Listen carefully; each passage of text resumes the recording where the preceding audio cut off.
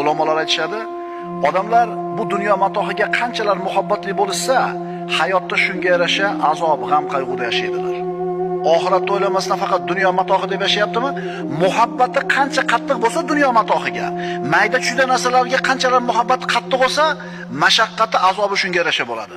Shuning uchun birodar, saodatli bo'lmoqchimisan? Mayda narsalar seni sindirib qo'ymasin. Mayda narsalar bilan ovora bo'lib qolmagin. Mayda narsalar nima o'zi?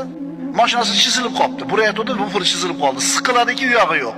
Hakkalasa bo'ladi, to'g'rimi?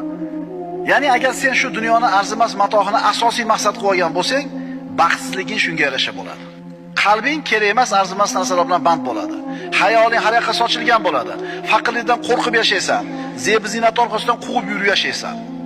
Ishchi o'zini xo'jayinini oldida qadri baland bo'lishini xohlasa, bu ishchining tashvishi xo'jayinning buyrug'ini amalga oshirish bo'lishi kerak.